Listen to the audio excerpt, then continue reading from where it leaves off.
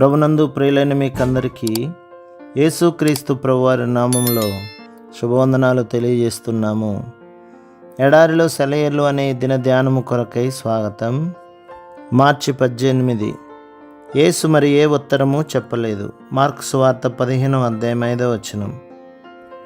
రక్షకుడు తన మీద అతి నికృష్టంగా నేరారోపణ చేసే మనుషులకు ఏ జవాబు ఇవ్వకపోవడం, ఈ దృశ్యం కంటే హృద్యమైన దృశ్యం బైబిల్లో మరొకటి లేదు.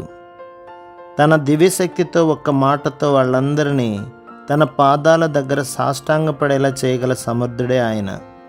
అయినా వాళ్ళ ఇష్టం వచ్చింది వాళ్ళని చేయనిచ్చాడు. దేవుని పరిశుద్ధ గొర్రెపిల్ల తన నెమ్మదిలో నిలకడలో ఉన్న శక్తిని ప్రదర్శించాడు. నిలకడగా ఉండడంలో శక్తి ఉంది. అది దేవుడు మనలో పనిచేసేలా చేస్తుంది.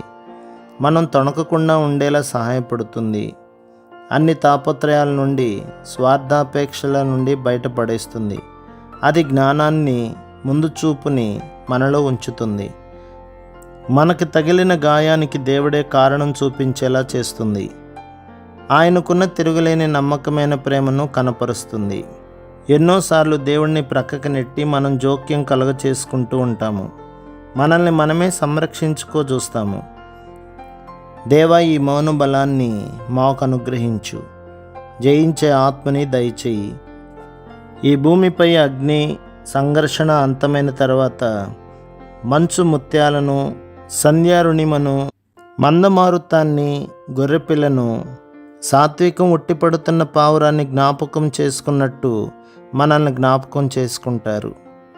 యేసు ఒంటరిగా నిలిచిన రోజు, మనుషులు పాషాణ హృదయాలైన రోజు, దురిత విమోచన జరిగిన రోజు, ఆ రోజు యేసు మౌనంగా ఉన్న రోజు. దొంగ సాక్ష్యాలు పలికిన రోజు, పెడరెక్కలు విరిచి కట్టిన రోజు, రారాజు శుభమని అపహసించిన రోజు, ఆ రోజు యేసు మౌనంగా ఉన్న రోజు. ఆయనపై ఉమిసిన రోజు, యెరూషలేమంతా ఈడ్చుకు వెళ్ళిన రోజు, అవమానాలే చేసిన రోజు, ఆ రోజు యేసు మౌనంగా ఉన్న రోజు. మిత్రమా, చీటికి మాటికి ప్రతి చిన్నదానికి చిర్రుబురులాడుచున్నావా? కోపం తెచ్చుకుంటున్నావా? ప్రతిరోజు నీ రాజు మౌనంగా ఉన్నాడు ఆ రోజు. మిన్నేసోటా బిషప్ అయిన విపుల్ గారిని రెడ్ ఇండియన్ల అపోస్తలుడు అని పిలుస్తారు.